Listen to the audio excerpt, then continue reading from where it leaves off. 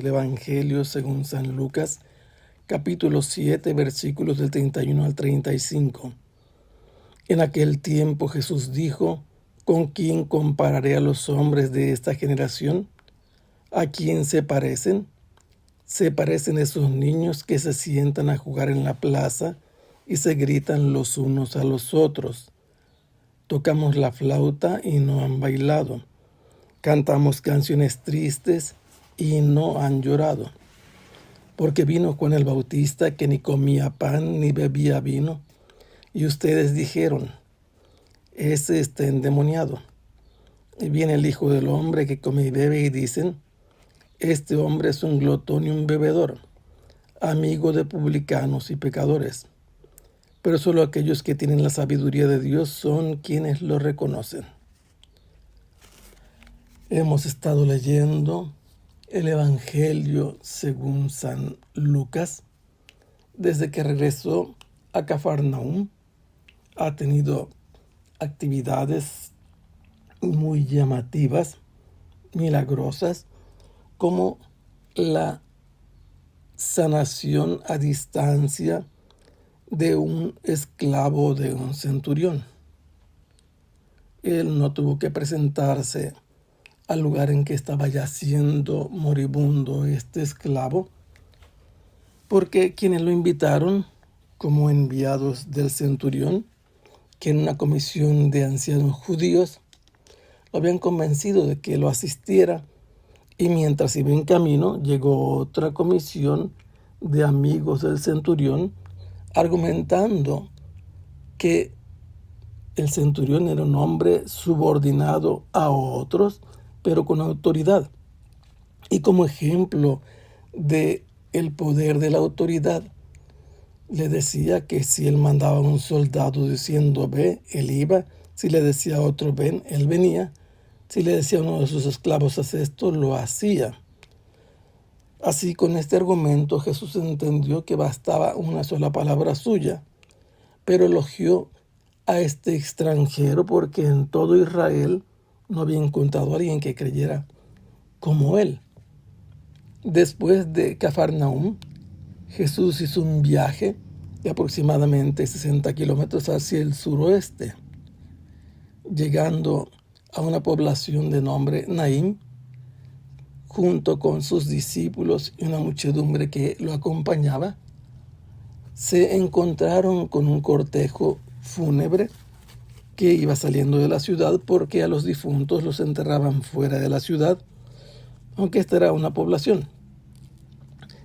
Este difunto era hijo único de una viuda que, por supuesto, iba llorando acongojada. Jesús la consoló y le hizo entrega de su hijo resucitado, habiéndole dicho: joven, a ti te lo ordeno, levántate. En esa región, siglos antes, los profetas Elías y Eliseo habían resucitado cada uno a un niño, hijo de una viuda cada uno, haciendo ciertos rituales sobre ellos, y Jesús solamente le dio la orden a este. Pero en la memoria del pueblo estaba que sus profetas habían sido capaces de devolver la vida a un muerto. Y por eso la gente maravillada glorificó a Dios, llena de mucho temor, pero también opinaron, dieron su punto de vista acerca de lo que había sucedido, diciendo que un profeta había resucitado entre ellos, había surgido entre ellos. Todo esto que Jesús había hecho se difundió por todo el territorio de los judíos. Y como la fama se propagó, llegó también hasta donde Juan estaba prisionero, muy al sur, a la parte noreste del Mar Muerto. Sus discípulos llevaron las noticias a Juan, que estaba en la cárcel, acerca de lo que Jesús hacía y decía, y entonces él los envió dos a decirle a Jesús las palabras también textuales: ¿eres tú el que ha de venir o tenemos que esperar a otro? La respuesta de Jesús fue en ese momento acción. Curó a muchos de enfermedades y dolencias, los liberó de espíritus inmundos, a los ciegos les dio la vista y después les hizo un resumen. Vayan y cuenten a Juan lo que han visto y oído. Los ciegos ven, los cojos andan, los leprosos quedan limpios, los sordos oyen, los muertos resucitan y a los pobres se anuncia la buena nueva. Cuando se retiraron, sucedió todo esto, que Jesús interrogó a la gente acerca de a quién habían ido a ver al desierto. A alguien que era fácil moverlo, manipularlo, como una caña movida por el viento, a un hombre elegante, a un hombre vestido de lujo, a un profeta, y él les dijo que sí, habían ido a ver un profeta, y que entre los hijos de los seres humanos nadie había mayor que Juan el Bautista. ¿Y qué sucede ahora? Que Jesús les pregunta, ¿por qué entonces muchos de ustedes no aceptaron el plan de Dios? Les dice, ¿con qué voy a comparar a esta generación? A la gente de este tiempo.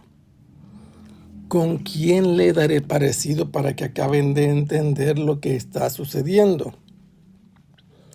Y pone figurativamente, imaginariamente en sus mentes a los niños que juegan normalmente en las plazas de los poblados.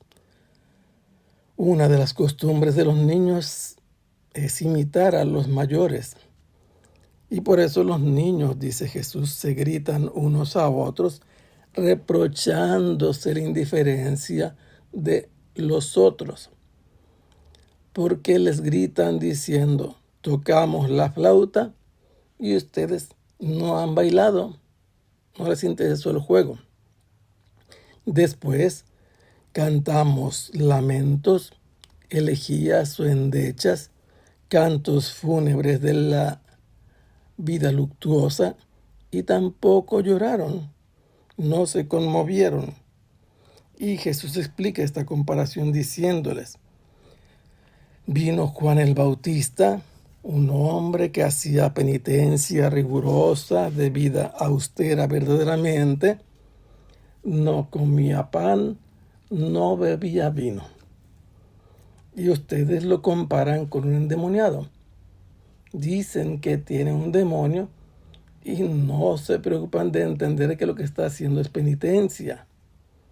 Lo acusan de lo contrario a lo que él es, un hombre poseído por Dios, lleno del espíritu de Elías, que ha venido a preparar el reino, y ellos ven lo contrario. Después viene el Hijo del Hombre, que convive con los demás, que asiste a los banquetes, que come y bebe, y cómo lo apostrofan, cómo lo consideran y lo juzgan. Este es un glotón y un bebedor. Y encima es amigo de publicanos y pecadores. Nada les parece a ustedes. Eso es lo que quiere decir. Dios les manda a un hombre a hacer penitencia y lo identifican del modo contrario. Jesús se acerca a la gente para que se conviertan y lo mismo hacen, lo juzgan de modo equivocado, contrario al plan de Dios. Pero Dios no se ha equivocado.